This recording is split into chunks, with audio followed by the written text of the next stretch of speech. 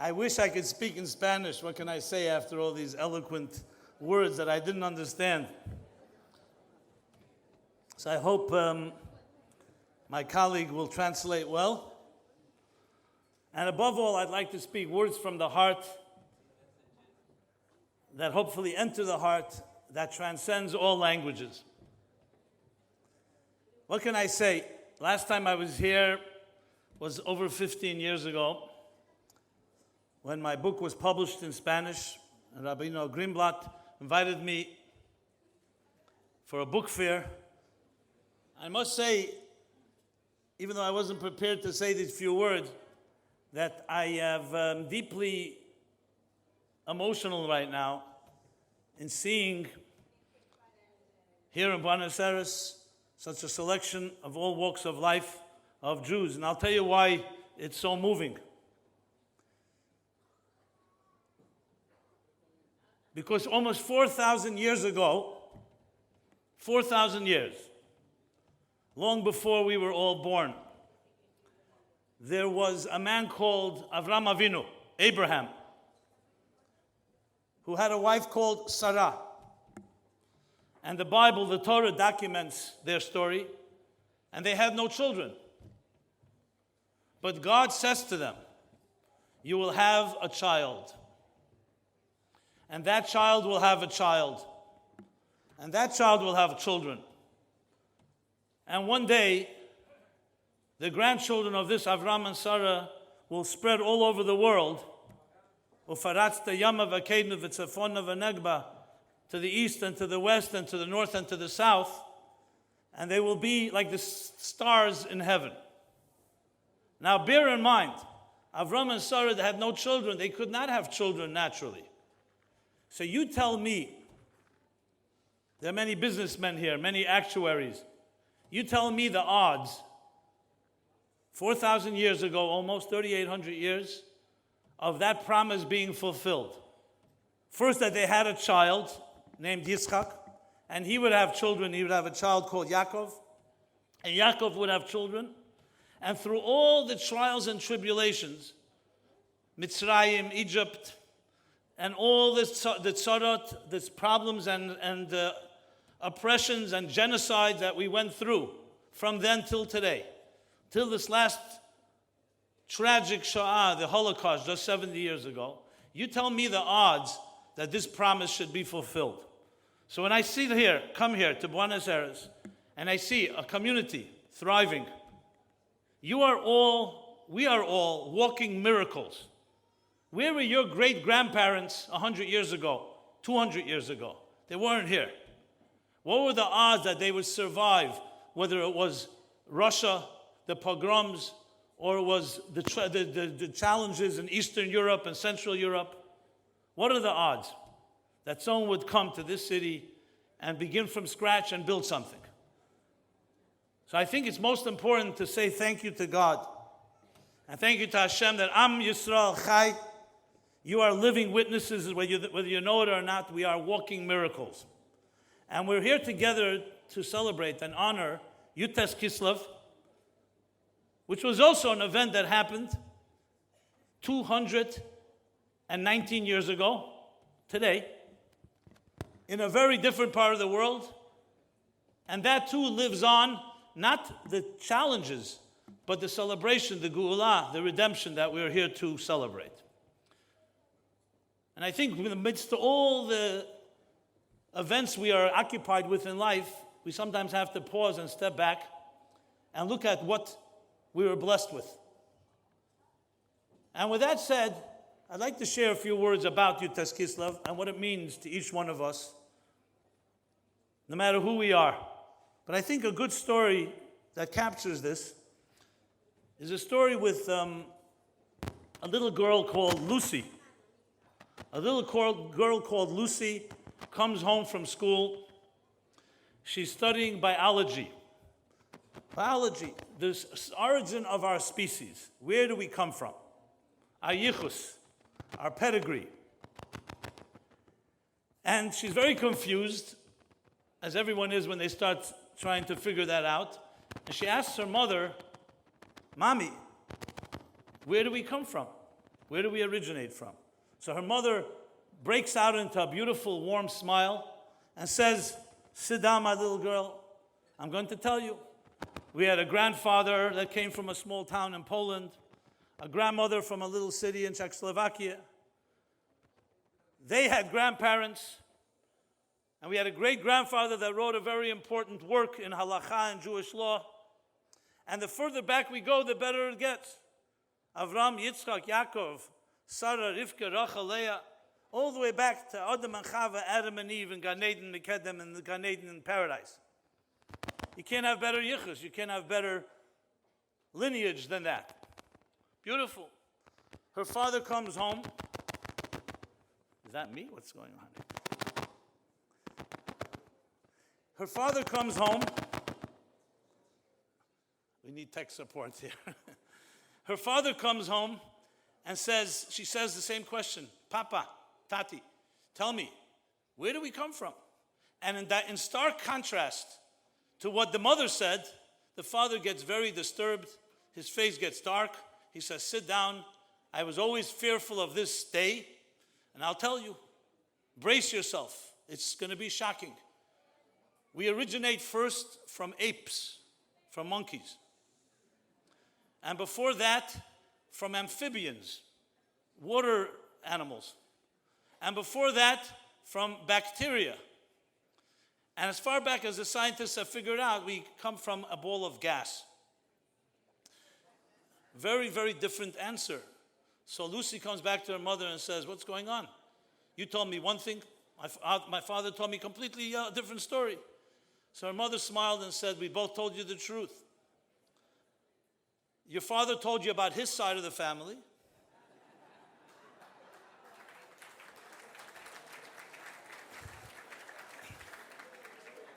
One second. And I told you about my side of the family. So there you have it. The big debate between science and religion, between the Torah and evolution and creationism. There you have it. It depends which side of the family. And I tell the story and the joke because it captures the essence of what this day, Yutes Kislev, is about. Because the fact of the matter is, we all have both these choices every minute. You can behave like an animal, selfish, narcissistic. Everything is about me, me, me. Survival. Or you can behave like an angel. Selfless, giving, noble, charitable, with virtue. And it's not all about me. And the Baal HaTanya and Shulchan Aruch, the Baal HaSimcha VaGeula, the man we're celebrating today, the Alter Rebbe, Rav Shneur Zalman Liadi, composed a small book relatively, but he captured this in the most powerful way, saying, yes, we have two souls. We have two voices. All the time, every one of us has two voices. One he calls the animal soul, Nefesh Abamit, and the other he calls the Nefesh Alikit, the divine soul. And they are in perpetual battle and struggle with each other all the time. Constant tension. And that is the formula, the ingredients of life. Who doesn't have tension? Who doesn't have anxiety? He explains that anxiety comes because these two voices are competing for our attention. And every minute of your life, you can choose which one you're going to follow. You sit down to a meal, you can say, I'm hungry, you just indulge, and you don't care about anything else but me, I'm hungry. Or you can say, is this food appropriate? Is it kosher? I have to make a bracha, a blessing. I have to thank the one who gave me this food, gave me health to be able to eat it. I have to use the strength that this food gives me for some good cause. Very two different choices. Everyone has that choice. So in essence, he actually found a way to reconcile. He didn't say ignore the animal soul. He said you have it. It's there to struggle with. Just make sure you vanquish it and you harness it. You direct it toward the right purpose. And we have this choice all the time. This is not a small matter, because if you think about the history of philosophy and psychology, they have not reconciled these two voices. If you take, for example, Sigmund Freud, who was a Jew, He had an interesting Jewish mother that many say shaped his whole thinking. And this Sigmund Freud came up with the idea of the id, ID, the id in German, S, the it, which means the selfish ego of a person that is completely about me, the pleasure principle. Everything is about my pleasure. In our modern age, we have a Richard Dawkins who wrote a book in English, one of the most famous radical atheists in the world today. He wrote a book called The Selfish Gene, that even the genes in our system are selfish.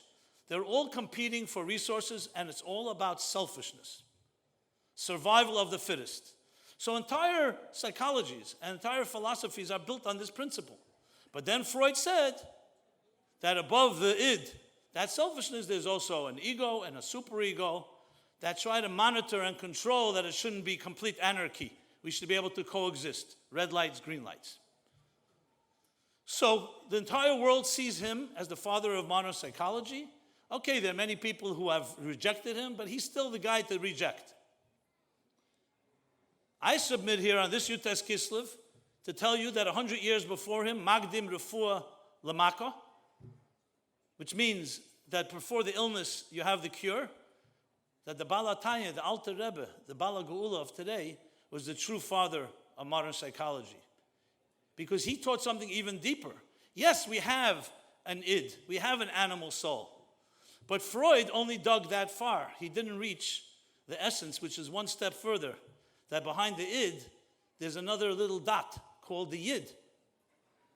That you add a y, or you add a yud, the pintele yid, the spark, and you find something even more powerful than the pleasure of a selfish narcissist.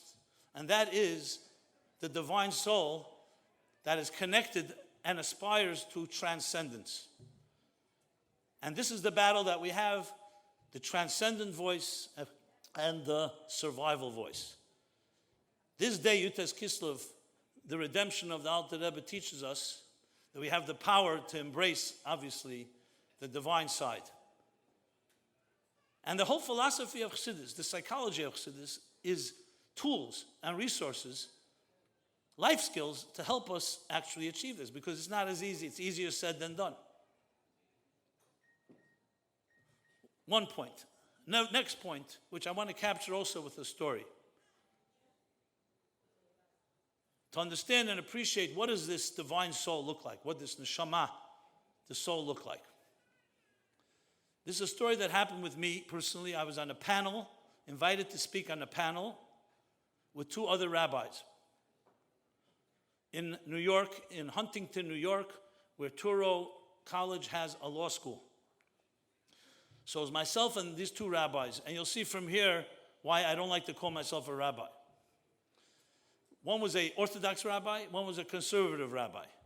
I don't know if those words mean anything here, but in the United States, this conservative doesn't mean versus liberal, it's a denomination. And the topic was about Mashiach. Why is Mashiach, Geula, redemption, that at the end of time, there will be world peace and all the other beautiful things of divine revelation in this world, why is that such a fundamental principle in Jewish thought? And we had a panel, and a moderator asked us all questions, and it was very cordial, very respectful. But then they invited the audience to ask questions. This is one of the most definitive moments in my life. I never forget this evening what happened next. There was around 600 people in the room. Like here, something like this size. And a woman gets up in the back, very far back in the auditorium. It was set up like an auditorium, with bleachers. And she says, I'd like to ask a question to all three rabbis. You all spoke so passionately and eloquently about Mashiach.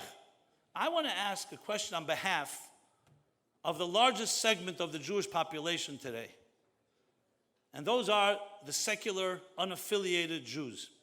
The Jews who struggle with what it means, with the Jewish identity, what it means to be a Jew, besides anti-Semitism and Israel. They struggle. They don't necessarily go to synagogue. They most do not even get a Jewish education. I want to ask a question on behalf of that which is the largest segment of the Jewish population. And the question is this: what will happen to us, millions of Jews, secular, unaffiliated Jews, if Mashiach were to come tonight, right now? What will happen to us? So listen what happened next. Thank God my turn was the last to speak. So I had some time. I've heard many questions in my life, trust me. I've never heard that question. And I saw this question is going to be very interesting, what the rabbis are going to say. And I had no clue what I was going to say, to be honest. So the first rabbi to speak was the Orthodox rabbi. He stood up and he said 4 words. He said, God will have mercy. That's what he said. God will have mercy. You know what happened? The whole place, did you ever hear 600 people boo somebody? Don't try it on me. It's very, very disturbing. Boo. They did boo. The whole place, 600 people. Should we try a demonstration? No, I'm just kidding. I'll take applause. No boos, please. Okay. That's all right.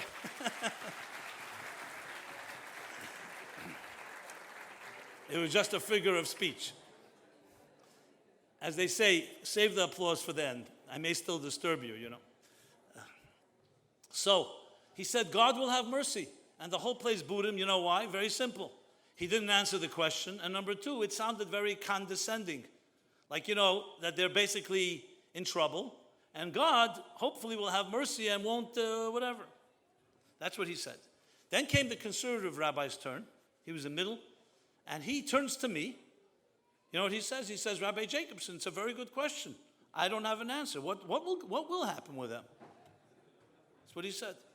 And then he adds fuel to the fire. His voice was dripping with cynicism. And he said the following.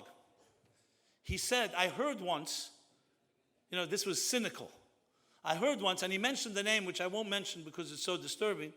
He said, I heard from this tzaddik, this righteous Jew that everybody respects, that he said that the Holocaust happened because the Jews sinned. And he went into graphic details explaining every atrocity that the Nazis, Yamach Shemom, may their name be erased, every atrocity they perpetrated was tit for tat because the Jews sinned. So then he turned to me, he said to me, is that going to happen to the secular, unaffiliated Jews if Mashiach comes? So you could imagine the room was filled with such heavy tension. With so much tension, you could cut it with a knife. And it was my turn to get up. And trust me, I had no clue what I was going to say. Because I didn't prepare for this. I knew one thing, I'm not going to say what they said. And I also knew that there were people in the room, including that woman, that whatever I would say can change their lives. Because it was that type of question. And these rabbis just added to the problem.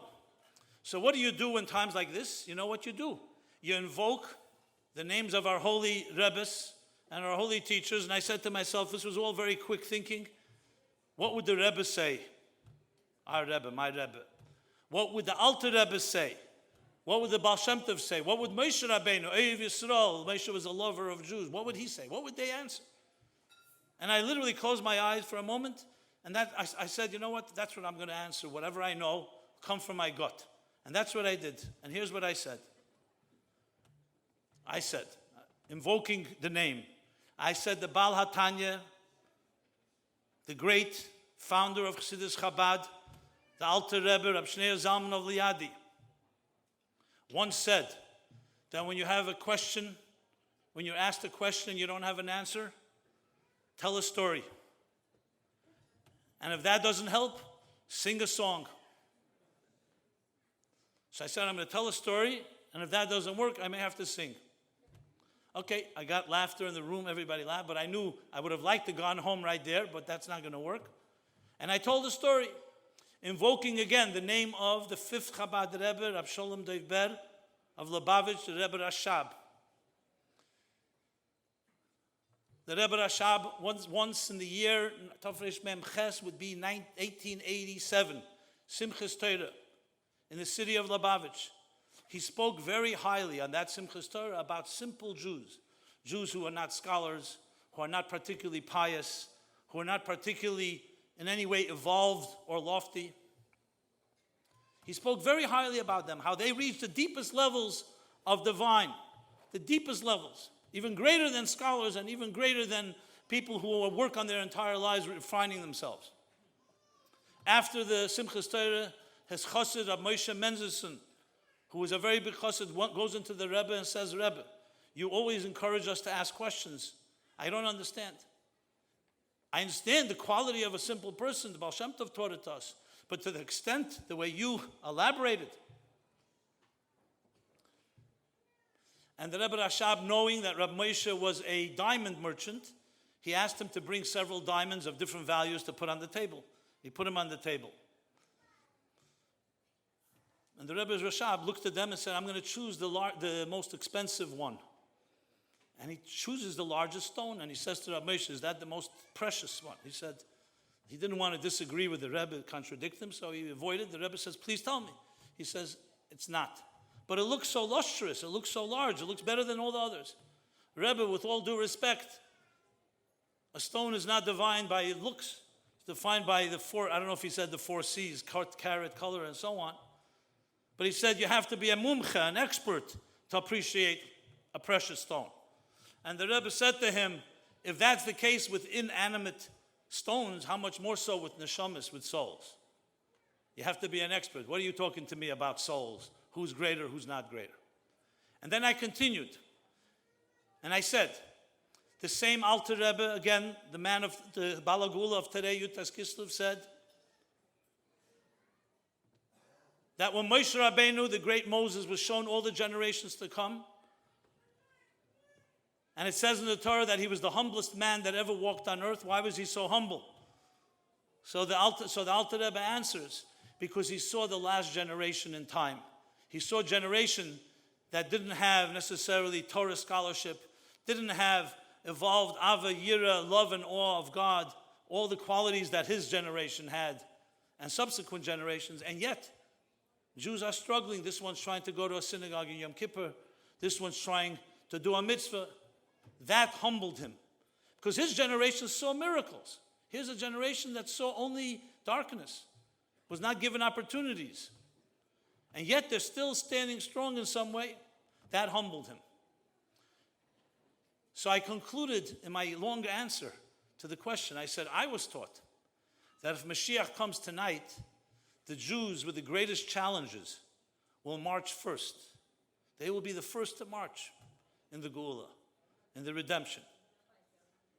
And they will lead the way for all of us. And by tomorrow morning, every Jew on earth will appreciate and understand that the best way to actualize as a human being and to actualize as a Jew is through Torah and mitzvot.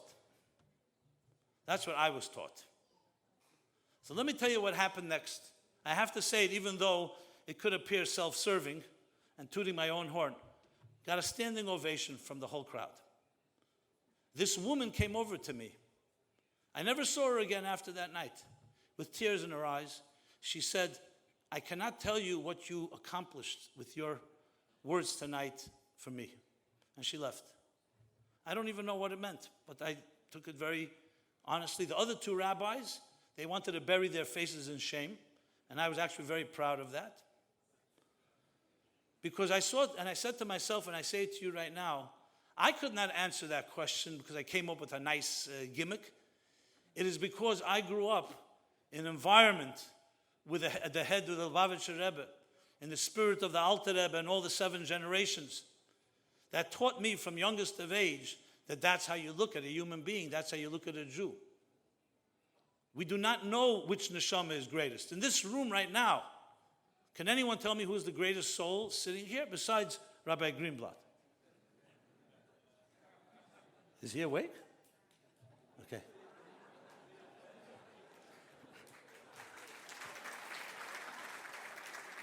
Okay, so who's the greatest soul sitting in this room here? The answer is very simple. We have no clue. We have no idea, because the soul is not defined by scholarship, and it's not defined by emotional evolution and accomplishments. It's defined by something which is completely from another place, called God.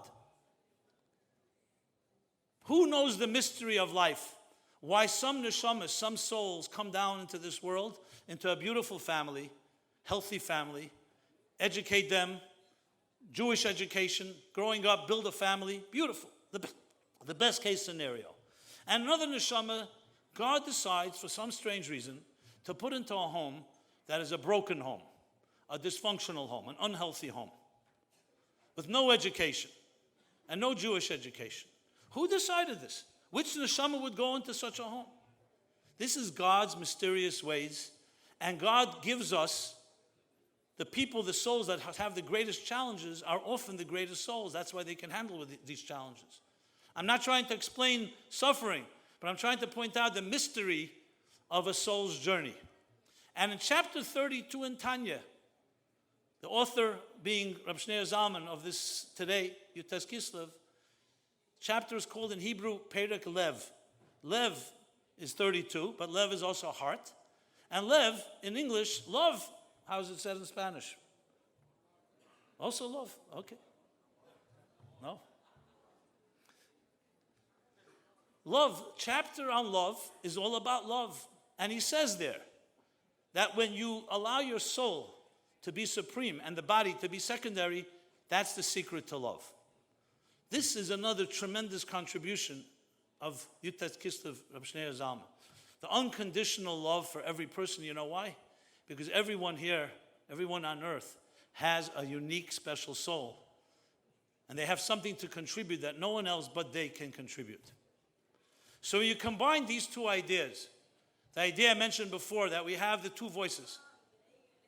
The voice of transcendence and the voice of survival. And knowing that we all have this beautiful neshama inside of us. Imagine if every one of us was able to embrace that. You would eliminate judgmentalism, critique, condescension, hate, war. Because it all lies at the heart of that matter. How do we see each other? We can disagree. I have brothers and sisters. I may not agree with them, but we unconditionally love each other. This is the essence of what Hasidus comes to teach us. How? What I said was the what. The how is learning about this neshama. The more you learn about it, the more you appreciate it, the more you become sensitive to it. Every parent knows, what are you dealing with in a child? A pure neshama. Unshaped, unadulterated, uncorrupt yet by the duplicity of this world. That neshama is in our hands. Last year, before Rosh Hashanah, I received a note from a woman. She was living in Austin, Texas, and then was traveling. She moved to Seattle. One of the best blessings I ever heard. She said to me that she went through a very difficult year, went through an ugly divorce, ended up in Seattle. But she said one ray of hope was she would get every week an email that I would send, an article based on Hasidic thought, and it gave her strength. It was a ray of hope. And she concludes her note by saying, I'm a sculptor by profession. And the great Michelangelo was once asked, how do you sculpt these beautiful angels in the marble? And he answered, I see the angel trapped in the marble, and I carved and set the angels free. So she writes to me, so thank you for setting my angel free. Now, I don't know where Michelangelo got it. I know that he did study with Kabbalists in Florence, Italy. But this is the essence of the story. Nobody can give you your angel, your flower, your music. You have it inside of you. But sometimes it gets trapped in the second soul, in marble or in concrete or in other substances. So it's right there sitting and waiting to be released. We don't have to create it. We have to discover it, uncover it. And how do we do that? By carving away the extra stone, and then suddenly that emerges. Every one of us has that song inside of us. The poet Oliver Wendell Holmes once wrote a very tragic poem. He says, alas, how sad is it that those that die with their song still inside them. Chassidus teaches us that we all have song inside of us. We all have so much potential in the soul, but we get trapped. We get trapped in our work, in our business. Someone asks you, who are you? Most people give you their business card, but that's not who you are. That's what you do. Who are you? It's more complicated. You are a neshama. You are a soul. And it's waiting to be released. So we celebrate Yutes Kislev to gather that strength to how do we figure out, how do we release that neshama in us, in our loved ones, in our families, in our children. Excuse me. And that, the neshama should inform what your body should do, not the other way around. Not the ship tells the captain where to go, the captain tells the ship where to go. Your life's mission should tell and inform you what you should be doing, not what you should be doing. What you're doing should inform what your mission is. So l'chaim to everyone. We're going to take now, I think we're going to pause like in the Fabrengen for a niggin or two, right? And I will continue afterwards, l'chaim, to your neshama, to my neshama, thank you to the Alter Rebbe, to all the Rabbeim, the Mittler Rebbe, the Tzemach Tzedek, the Rebbe Marash, the Rebbe Rashab, the Friedrich Rebbe, and our Rebbe, for giving us this tremendous treasure called the philosophy and psychology of Chassidus that helps empower us to achieve what I mentioned and much, much more. L'chaim, everyone. L'chaim.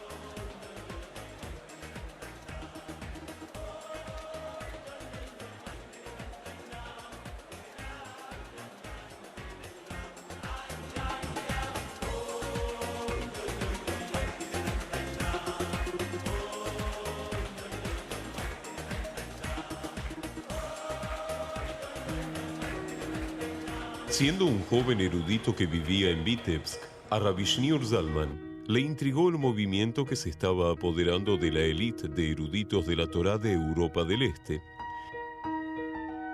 y salió a explorar las conductas hasídicas y a encontrarse con su líder, el Maggid de Mezerich. Más tarde, inicialmente iba a abandonar Mezerich, pero Dios me concedió una sensibilidad al alma del nigún, y cuando escuché al Rebbe, el Maggid, cantando, eso hizo que me quedara. Rabbi Shneur Zalman mismo compuso 10 nigunim, en su mayoría estando todavía en la corte del Maggid. Luego prosiguió fundando el movimiento Chabad y redactó una obra seminal que expone la filosofía del hasidismo, el Tanya. Cuando sus discípulos se quejaron que no podían comprender esta obra, les dijo, no es posible a medias. Para comprender el Tanya, es necesaria la canción. A partir de entonces, Rabbi Shneur Zalman, el Alter Rebbe, comenzó a enseñar Neguiná a sus Hasidim. Y la siguiente composición la aplicó al versículo del Cantar de los Cantares, describiendo al llamado de amor de Dios al pueblo judío.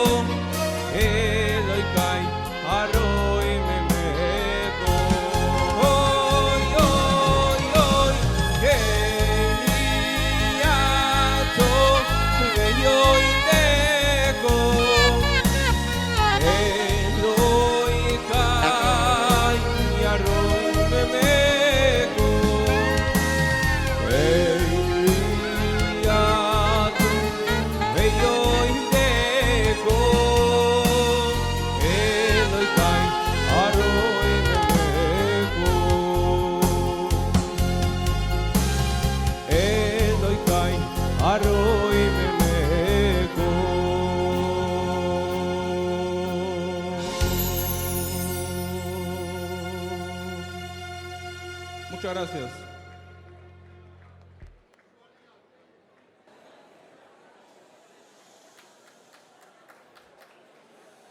Okay, part two.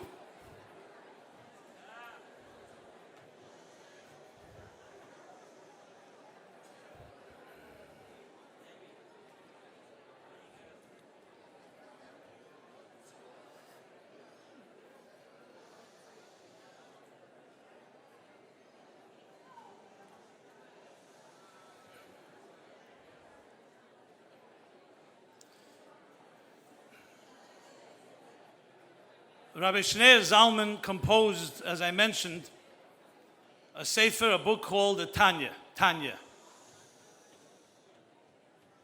It's essentially a blueprint for life.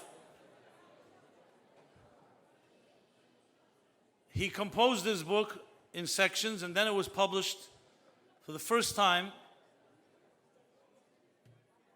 in the year Tov Kuf Nun Zayin.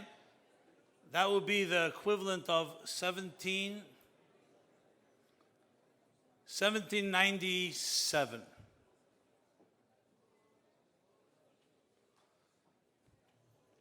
When his students and his Hasidim, his followers, began studying the book, it was very dense and complex, but they all knew it was a magnum opus. So they came to the Alter Rebbe, Rabbi Shneur Zalman. I have your attention, those speaking or not? They came to the Alter Rebbe and they asked him, they said, we're studying, we're struggling with it, but we don't fully appreciate it. We can't fully understand it. This is written and told by the previous Chabad Rebbe, so this is accurate source. And the Alter Rebbe said to them, I understand. The reason you don't fully appreciate it is because it's only half the story. It's only half the story, the book of Tanya. And they said, what's the second half? What is the second half? And he answered, that second half is the power of a song, songs. That the Tanya, to appreciate Tanya, you have to know how to sing. I don't mean know how to technically sing. You know how to be touched and experience the power of a nigun, of a song, as we were just singing. So there's no farbrengen, there's no hitzvah, there's no gathering that's complete just with words. Even Tanya needs a song. And what is the power of a song? There's something about a song that's completely unique.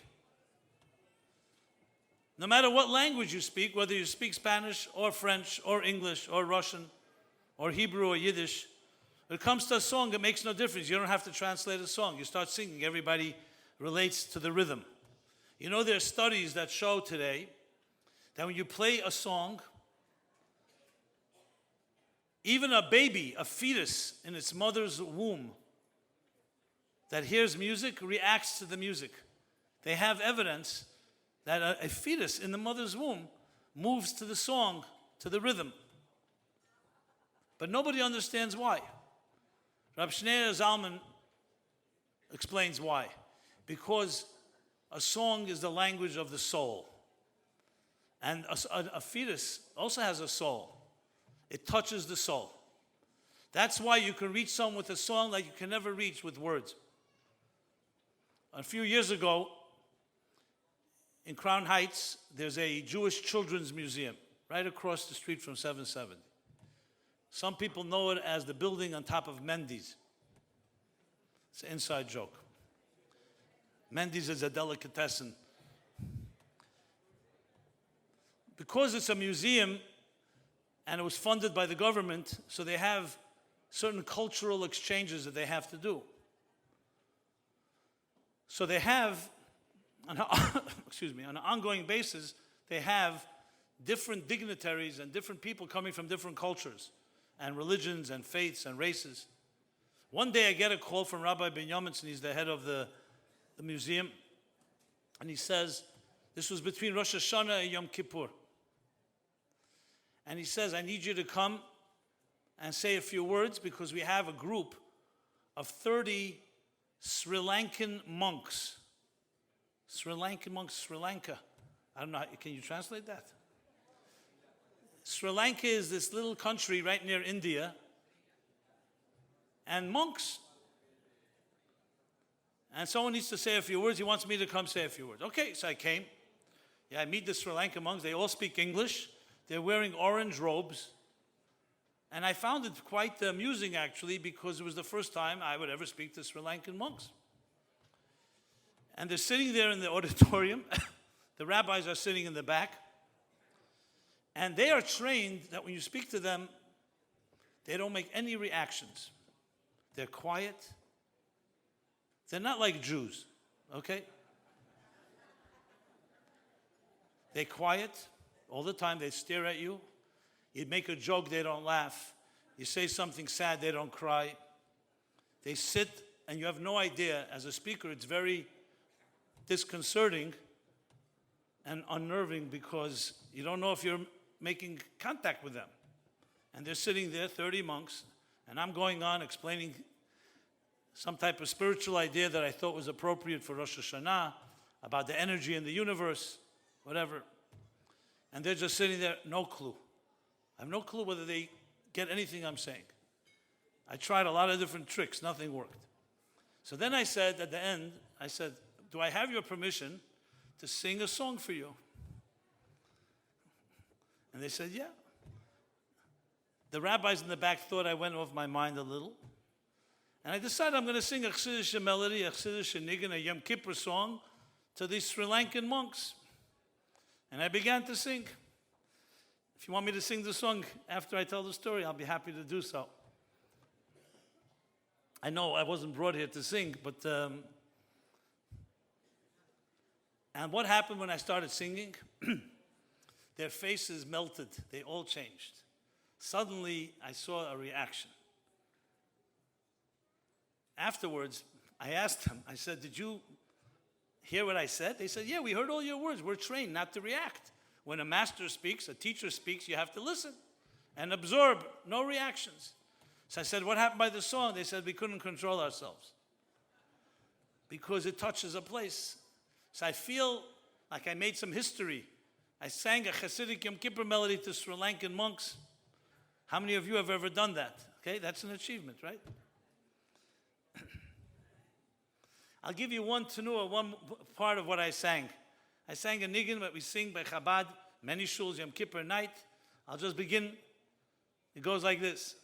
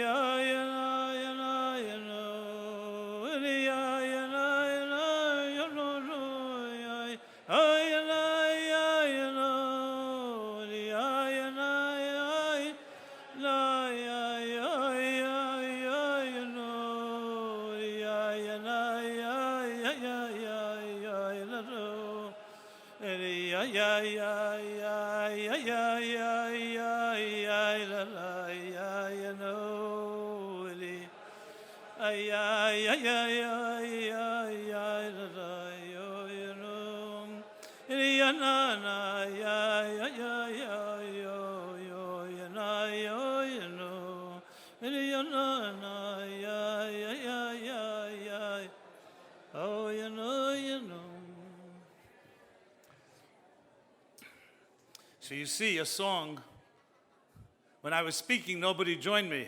A song. That's the power of a nigun. You know, they tell a story that during the Holocaust, Rahman al-Islam, so when the parents, Jewish parents from the different cities were taken away, so a number of them tried to save their children by putting them into different monasteries. Pikuach nefesh, to save their children. And they said to the different monasteries, to the nuns, to the priests, that when we come back, we're going to come back for our children. Well, unfortunately, most didn't come back. But some of the families did come back, and they were looking for these children. So some of them, the monasteries gave up the children. Many said, they're not here. They died, they left, we don't know where they are, they got lost. Which wasn't true, of course. So I never heard the first-hand story, but I heard it from enough people to imagine it was true. So what did the families do? They came up with an unbelievable idea. At night, before the children went to sleep, they came then, and they began to say, Shema Yisrael, Hashem Elokeinu, Hashem Echad. And in different rooms, in different bedrooms in the monasteries, the little boys and girls started crying and saying, Tati, Mami. Because the visceral gut connection that they heard when they were little children and their parents put them to sleep was with Shema. That's the power of a song and a power of things that touch us in the deepest place. So even though we grow into a sophisticated adults and everybody's got all kinds of things going on, especially today with the world of technology, we're all busy, busy, busy. I was sitting in a car with a friend of mine. I hadn't seen him in a good 15 years. We were both being driven to go to a wedding. So I thought we could catch up. I started talking to him, but he's busy texting. And I keep pushing him and saying, he makes it to me soon. I see an hour passes. It was a 2-hour drive. So you know what I did? I decided to text him. He's sitting right near me. He gets a text from me, and he looks at me. He says, are you texting me?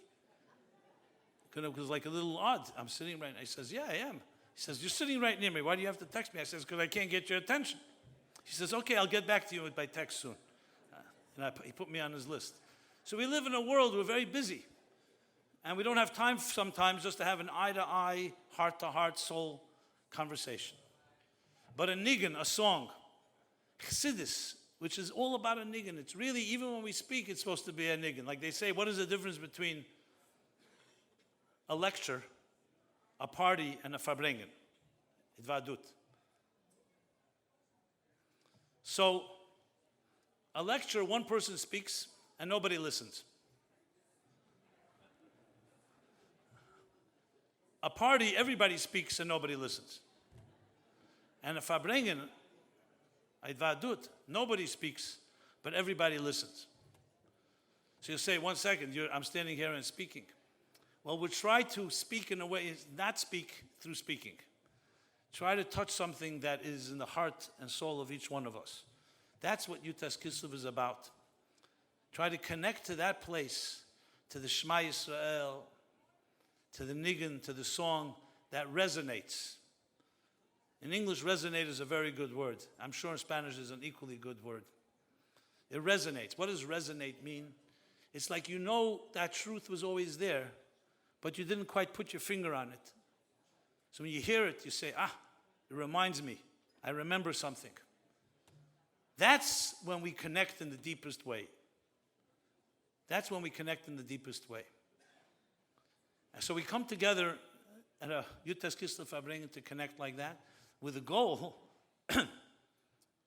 to obviously that the inspiration doesn't just end tonight, but that it continues, that we perpetuate it. And that's the challenge. It's one thing to get inspired, it's another thing to maintain it. You know, everybody can get inspired for a moment. And how do you maintain it? By connecting to it on a daily basis. And I want to share with you a third insight from the Alter Rebbe, but I'll speak about it in very contemporary language. everybody knows, you don't have to go to business school to know, that a business must have, the first thing a business must have, any business, any entity, any organization, any effort for that matter, any initiative. The first thing you need to have is a mission statement. A mission statement. That why? What is the purpose of this organization? Without a mission statement, you have no efficiency, you have no focus, you have no way of gauging and measuring, am I succeeding or not? So you ask yourself the question, and I've asked this question to many people. I said, you run a business. Yes. You have a mission statement. Absolutely. What about your personal life? What's your personal mission statement? And people look at you, they look at me when I ask the question like, what kind of crazy question is that? So I said, you just told me that you can't function, a business can't function without a mission statement. How can you and I function without a mission statement? Oh, you mean that? So most people say, yeah, my mission is to be happy. Second person, my mission is to make a lot of money. My mission is to bring up a healthy family. All beautiful objectives. But I asked the question, does that qualify for a mission statement? Absolutely not. Imagine a company saying the mission of this company is to be happy and to make a lot of money and to bring up healthy families. It's too generic. You need to have something unique, actionable, and real. I did a little research. Google's mission statement is to organize all the information in the world and make it readily accessible. It's a very focused mission. Their 80,000 employees all follow this mission. Can you imagine? Same thing with Starbucks. To create a culture, some type of like a family attitude, one cup at a time. It's not even focused usually on the product. It's focused always on a cause, filling a need. And if you study mission statements, they all have that type of focus. Can anyone in this room write down a one-line mission statement of your personal life that's unique to you, not generic? Most of us can't for one reason. No one ever told us to do it. We never felt it was important. So life is what they say is what happens to you while you're busy making other plans.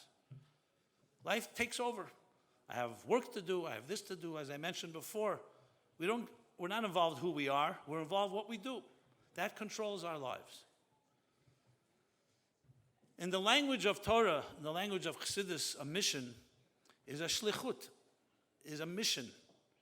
Just like an astronaut is sent into outer space with a mission, and that mission controls every detail 24/7, how that astronaut eats and drinks and when they sleep and when they do different activities, because their life is at stake.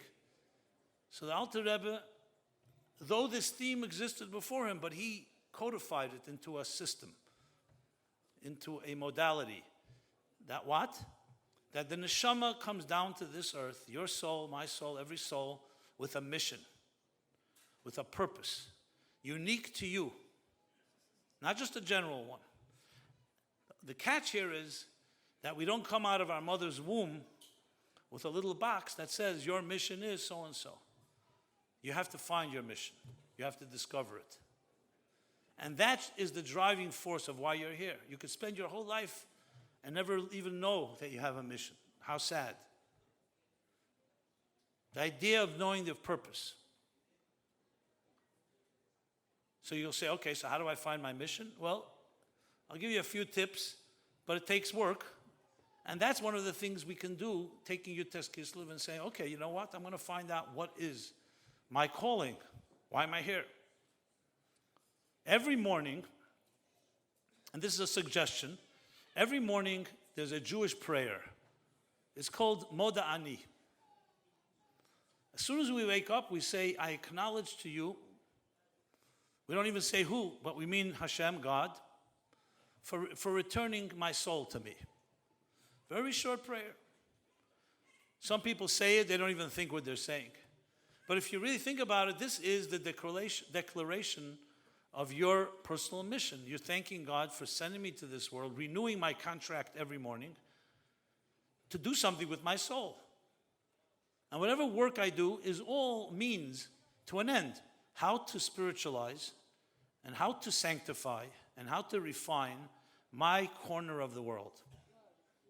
And what makes our mission unique, I came up with an idea called a POP exercise, P-O-P-P. In English, that is your personality. O is opportunities, people, and places. That if you want to figure out what your calling is, what your unique mission is, you have to understand what your personality is like. One person is cerebral, one is emotional, one is an analyst, and one person is very good at implementation. Some people are musical, some people are very analytic. There's a whole series of different personality types. You need to find out what yours is like, because God would not give you a personality that you don't need for your mission. So he gave you one that fits what you need to accomplish with your life. At some point in my life, I figured out that I could write. I didn't know if I could write well, but I knew I liked doing it. Communicate. So for me to go and start doing something that I'm not good with my hands and become a carpenter would be completely ridiculous. So we have to find in our personalities and opportunities, each of us have our unique opportunities, and the people we know, and the places. You live in Argentina, your mission is most likely in Argentina, not in New York. If God leads you to New York for whatever reason, then that's a sign as well. So where you live and where you've grown up and the people you know, all these are, we can call them coordinates that help you choreograph and define the trajectory of your life journey. Obviously, this requires more than just a short talk about it, but I wanted to bring up the point. And Moda'ani in the morning is a great opportunity for each of us to wake up in the morning before you have any business appointment, before anything, before we do anything. Just say, I am here to acknowledge my mission in this world. Thank you, God, for making me indispensable. This is, in simple language, this is real Hasidic thought. Why is it Hasidic thought? Because this is what Hasidus says. It doesn't say just be a Jew and keep Shabbat and eat kosher and follow the laws. That's a given. It comes and adds something else, that you're on a mission, you're on a calling. You were sent here for a purpose. You have to think about why your soul came down to this world. That's why you'll find that's the underlying message in the whole Tanya and all the Hasidic discourses and all the talks of the Rebbe. You're a mission, you're a shliach. You're an ambassador to bring godliness to this world. And you have to figure out how you can do it in your unique way. If you think about it, it's very revolutionary because we don't hear this. So it's a gift to be able to be told such a thing. So Moda'ani in the morning, I suggest, if you haven't said it, start saying it. Or if you do say it, think about it in that personal way. Guaranteed that it will set the tone. And slowly, other activities in the day will also be permeated with that. There's a beautiful story with Rabbi Chaim Rappaport, was a student and a colleague of the Baal Shem Tov, the founder of the Hasidic movement. This story, I love this story personally. It's a very empowering story about life. The Baal Shem Tov sent Rabbi Chaim on a mission somewhere. He came back, mission accomplished. I don't think we even know what the mission was. The Baal Shem Tov was not satisfied. He said, Rabbi Chaim, tell me, how did you travel? How did you get to the place you went to? Seems like incidental, irrelevant details. Who really cares how he went? But the Baal Shem Tov wants to know. So Rabbi Chaim said, the first night I traveled on this road, I stayed in an inn. The next night there was nowhere to stay, so I slept at the side of the road. In the morning I woke up, I washed my hands, said my prayers, sat down to eat something. And then there was a brook, a spring of water on the side of the road, and I went over to take a cup of water to drink. Made a blessing. Baruch atah Hashem Elokeinu melech haolam, shehakol niyeh bidvarei. And I drank the water. The Baal Shem Tov jumped up, or in some way showed excitement, and said the following words. That spring of water was waiting from the beginning of time for you to come and make a blessing on the water. And that's what the Baal Shem Tov wanted to know. He wanted to know how he traveled. Think about this. I've traveled the world many times, different places. And I always think about the story. You come to a place, you wonder, was there a Jew ever in this place? You know, when you walk in the woods and you see a path everybody walked on, that's one thing. Then there's the road less traveled. The path nobody walked on. You walk on it, you feel, I'm maybe the first person, a pioneer, trailblazing a new path. Imagine if we went through life with that attitude. Every meeting you have, every business meeting, every encounter, even, so to speak, random encounters, on a subway, commuting, on vacation, every encounter is God leading the footsteps of a person, because their entire existence, all of history, is waiting for you to come there to say a good word, to interact with someone, to bring a little hope to a person who may feel hopeless. We never know what it is. But all of the monotony and the boredom of life that so many people complain about would be completely eliminated if you saw 24/7, every second of your life has exciting potential and possibilities. Now you may think this is a nice theory, but I've seen it. I've seen the Rebbe, who I grew up around and saw, that's how he lived his life. A sense of urgency, always ready for surprises. There was never a script. This is the way it is.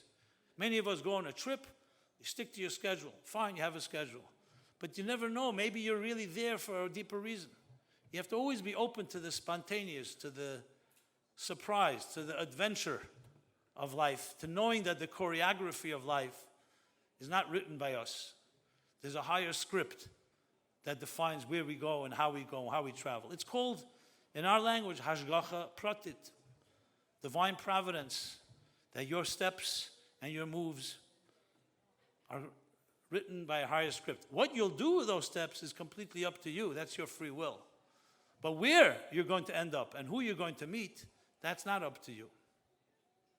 So it's a tremendous way of looking at life with a Chassidish look, that you look at everything. What's the deeper purpose? What is the deeper meaning? What else is going on here that maybe I don't see? That's looking at life with neshama eyes, with the eyes of the soul, not the eyes of the body. The body sees bodies, a soul sees neshamas. That's a sense of mission and purpose. And as I said, each one of us has that. Every one of us has it. And not only that, an indispensable purpose that you and only you can accomplish. So in this Yutas Kislev, we can take on many resolutions. I would just make a few suggestions. One, the one I just said about the Moda'ani, but a Chassidish Moda'ani. Moda'ani was a prayer that the Rebbe, with all the depth and profundity of his scholarship in Talmud, in history, in mysticism, Kabbalah, in Chassidus, in all walks of, in all schools of thought. Moda'ani was one of his, if you can call it, favorite prayers, because he would always talk about it, and talked about it in the most powerful way, how it captures the essence of everything. Because it captures the essence of who you are and your purpose. And that's why we say it right in the beginning of the day, right in the morning when we wake up. Since I'm already making suggestions, I'll make another one. That before you go to sleep, there's also a prayer, one-line prayer. It says,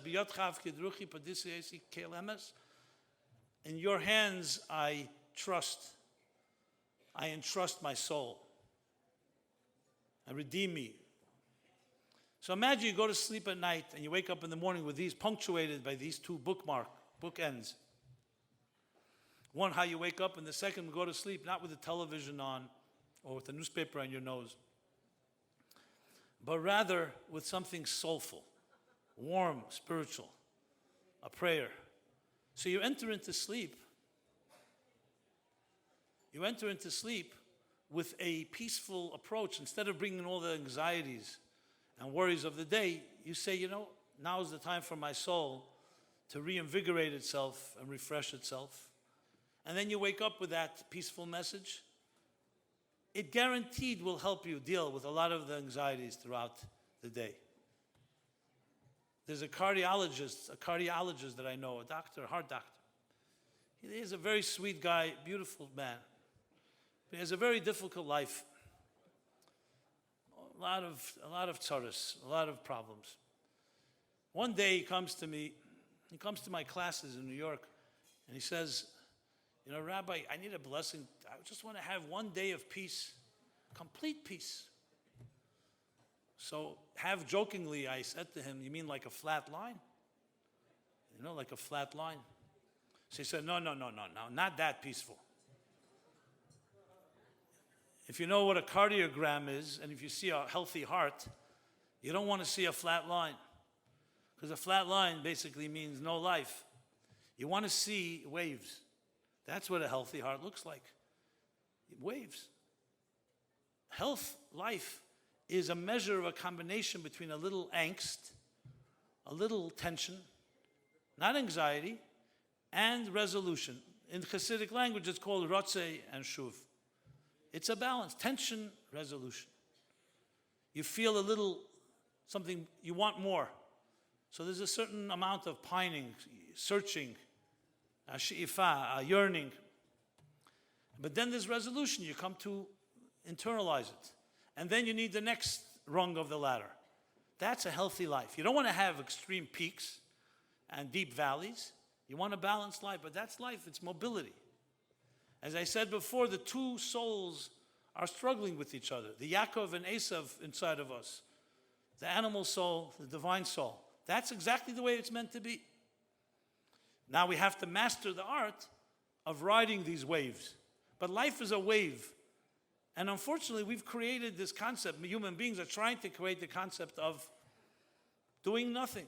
I have people who tell me, I can't wait till I could do nothing. Can you imagine? They tell the joke about Yankel, an old Jew. He's sitting on a bench. And he's very depressed. He's very down. His friend Hirschel comes over and says, why are you feeling so bad today? He says, my wife is very angry at me. What's new? She's always angry at you. He says, no, today's something special. What? When she went to work this morning, she asked me, what am I going to do today? She asked me, the husband, Yankel, to say. So I said, nothing. Okay. So she told me, you said that yesterday, that you're going to do nothing. And I told her I wasn't finished.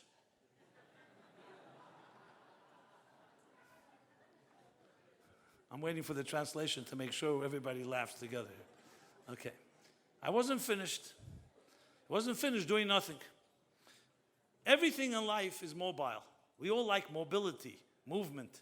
Nobody wants to be in one place. But we, for some reason, are fighting our own soul's natural instinct to move. And the Balatanya, again, of Yutas Kislev, the Bala Simcha Vagula says, a neshama, he uses a verse. The verse is, Ner Hashem Nishmat Adam. The soul of a person is the flame of God, a flame. We're about to go to Hanukkah in a few days. Every Friday night we light flames. Every Yom Tov we light flames. Even Lahavdil, even in sad times, a Yizkor, we light a flame. Why flames? Why are flames such a significant part of Jewish tradition? The menorah in the temple. Because a flame is the closest approximation to what your soul looks like. No one has ever seen a soul. There's no x-ray of a soul. But the Balatanya, the Alter Rebbe, gives us an x-ray. He says a soul flickers. It's always moving. Another thing about a flame, it's always rising. It defies gravity. Another thing about a flame, it illuminates.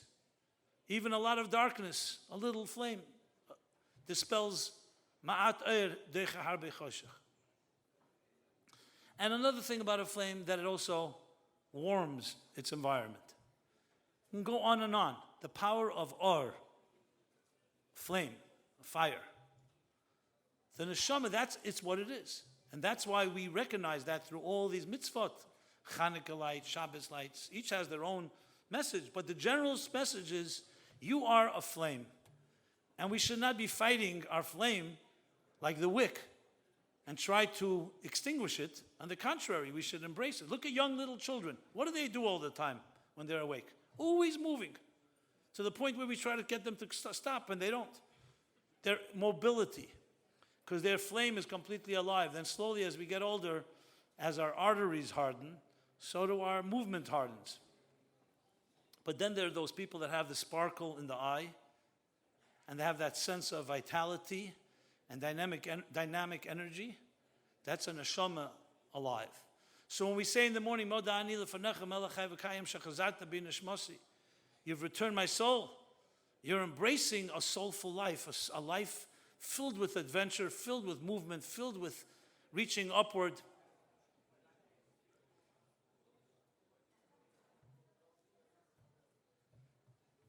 The Tzemach Tzedek, the grandson of the Alter Rebbe, was once playing with other children on a ladder. And he climbed all the way to the top of the ladder. All the other children only climbed to the halfway up. They were afraid to climb. The Alter Rebbe was watching them playing. He asked his grandson, the Tzemach Tzedek, so tell me, why were you the only one that climbed to the top?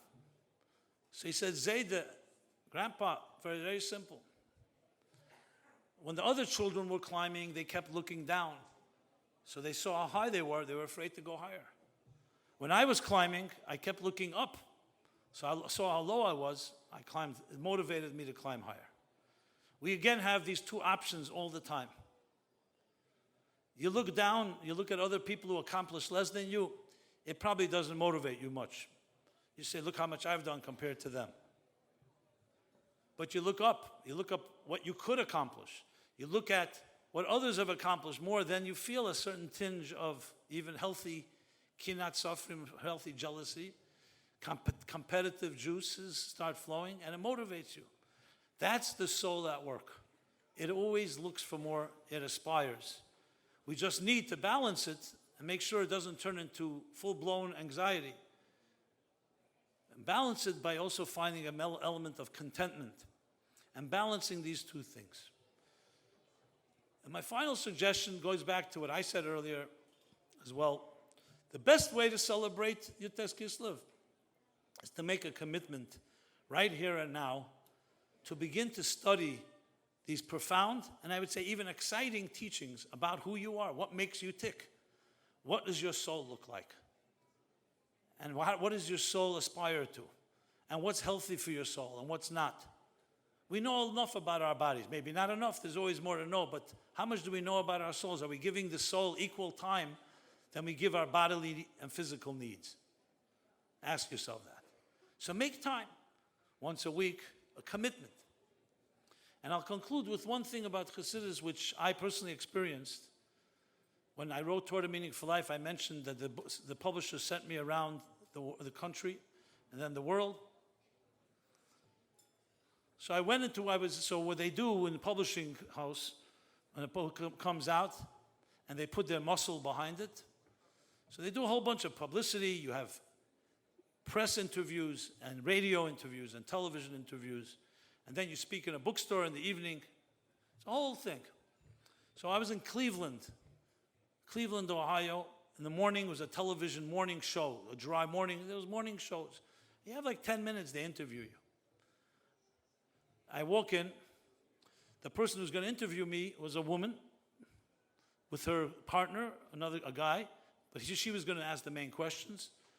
And literally, when I gave a look at her, she almost fainted. I mean, her face turned like she got very disturbed. So I thought maybe she's an anti-Semite. I don't know what things. The book does say the wisdom of the Rebbe. So I said, anything about me that is like disturbing you? She said, I never believed that you would look like this. Is this supposed to be a compliment or what? She said, I read your book. I love your book, one of my favorite books. But I never believed you'd look like this. I said, what did you expect? She said, I expected a 6'2" slim guy without a beard, without a kippah, without a hat, without anything. A young, slim, she said, sexy dude. That's what she said, actually. Everyone understood that, okay. So I said to her, hey, I thought I was that,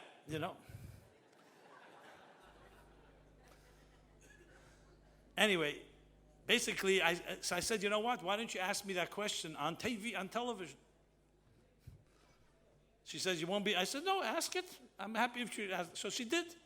She said it in a nicer way. She said, I see you, you look like a rabbi with a beard, an Orthodox Jew, a chassid. And wouldn't it be, your message would be much more received well if you looked like one of us, like a secular person. That was the way she posed the question. So I said to her, I don't think you would ever ask that question to a Saudi Arabian prince if he walked in with his thing. And maybe this is a great opportunity to get beyond prejudices and stereotypes of my look and your look. This is who I am. You can't accept me for who I am. You can't accept my message because you don't like how I look. That was more or less how I responded. It was very good. It was not, didn't come across angry. It was just an interesting exchange. Then she said to me the following. She said, I read your book, and in it, you write about all the topics on life. The Rebbe was in the United States from 1940. He never left New York for over 50 years. Once he left for a few months into Paris to go pick up his mother who was coming out of Russia in 1947. But besides that, he never left. How did the Rebbe have such a broad knowledge of so many topics? So I said, well, the fact is actually the other way around. The Rebbe was born in 1902 in Tsarist Russia. As he was a teenager when the Russian Revolution took place, which many would argue would be the first big event in the 20th century that set in motion all the other events. He was in Berlin when the Nazis were coming to power. He was in France, Paris, when they occupied France. And then he came to the United States in 1941 and lived the rest of his life in that very historical time in America's history. So I said, I don't know if you could point to another person in the world that was literally there, not read a book or read newspaper accounts. It was literally there at every major junction of the 20th century history. Literally. The Tsarist Russia, the Revolution, the World War I, World War II. And maybe the reason was because the Rebbe was going to become a Rebbe leader in a new world, a free world. And God wanted him to have so-called a training to see the events that would shape the rest of history. That till today, life is shaped by those events. And then she asked me the final question. She said, okay, very good answer. Is there anything that surprised you that the Rebbe spoke about that surprised you? So she said, you have 30 seconds. I have to come up with something. I didn't even know what to say. So I said, yes, life on other planets. I thought that would be interesting. And then cut, the show is over. So I never got to say anything. And this woman and all the other people, the cameramen, they all came running over to me. They say, what did he say? What did he say? Is there life on other planets? So I said, some people say all Jews are from other planets, But beyond that, I said, yes, he spoke about it. He spoke often about scientific matters. And this is a topic he talked about in 1969 when they landed on the moon the second time. Because of time limits, I'm not going to tell you what it is. They said to me, what did he say? I said, you're going to have to buy the book. The truth is, I don't write about it in the book. Just the secret, okay. But that was the point I wanted to make. The reason I'm sharing this with you is this. Chassidus is literally the best kept secret of our time. I say it without exaggeration. It addresses every issue that you'll ever think of, every issue you struggle with. It's not just some esoteric book. It talks about life and life's challenges and personal issues and marital issues and children and psychological issues and cosmic philosophical issues. You name a topic and it's there. I saw this myself in the Rebbe's teachings and when you study Chassidus. It's sometimes cryptic. It's a little written in a little code and you have to know how to interpret it. So here's my final suggestion, which I think is the greatest way to honor Rab Shneur Zalman of Liadi, the Bala Geula and Bala Simcha V'Geula of Yites Kislev, to commit to really learn Chassidus. That's where you learn about your soul. And you should insist. There are many rabbis in this room. Each one of you have in this community excellent rabbis. Come to them with a personal question, things that you've been struggling with that you don't have an answer for. your therapist is unable to help you with. And say, what does Chassidus say about this topic? I heard from Rabbi Jacobson that the Tanya says that everything, all the answers are there. I guarantee you the rabbis will rise to the occasion and they'll answer. I didn't ask them permission to say this, so I hope they don't mind. Knock down their doors and say, I insist that you show me how Chassidus addresses real life issues that I'm dealing with. Not just esoteric, theoretical topics, real life issues. You'll be surprised at the relevance and the answers that you'll find. I don't know of a better way to honor Yutes Kislev, the Rosh Hashanah of Chassidus. This is Rosh Hashanah. It's the beginning. It's the head of the year that controls the entire year like a Rosh, like a head, the central nervous system. To make that commitment. And of course, this doesn't limit commitments we can make each on our own. I was just making some suggestions. I always heard from the Rebbe that he would say that if all the words are said and nothing comes out in action, it's wasted words. Not that I have a problem with wasting words. I've wasted many words in my life. But I think in honor of all of us, to be able to be here together and really do justice and value the time of our being together on this special day is to make such resolutions and actualize them. It's not going to be easy because we're all going to go back to our routines. Everyone's going to go back to their lives, you know. And especially as this may be, we'll forget. So you have to really put effort. As they say, it takes around 18 times to do something until it becomes a new habit. So you may have to do it 18 times until it really becomes part of your life. But know that beforehand, and it'll help. Hashem should bless every one of you, and all Jews everywhere in the world, in Eretz Yisrael, and wherever they may be. On this special day, Yutes Kislev, the Alter Rebbe, the Baal HaTanya said that on this day, you could ask anything, and I will come and help you accomplish. So whatever blessing we may need, whether it's a blessing for health, or it's a blessing for children, healthy children, it's a blessing for marriage, it's a blessing for parnassah, for livelihood, for long and healthy years, and all in between, all the other things that I have not mentioned, but every one of us in our hearts know what we need.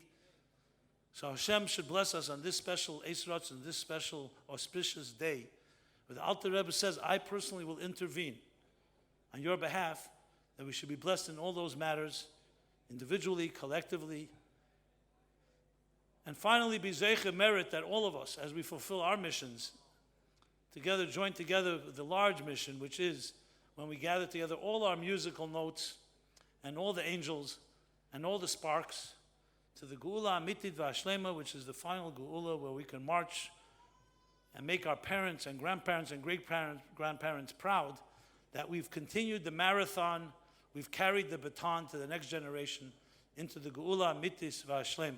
Thank you very much.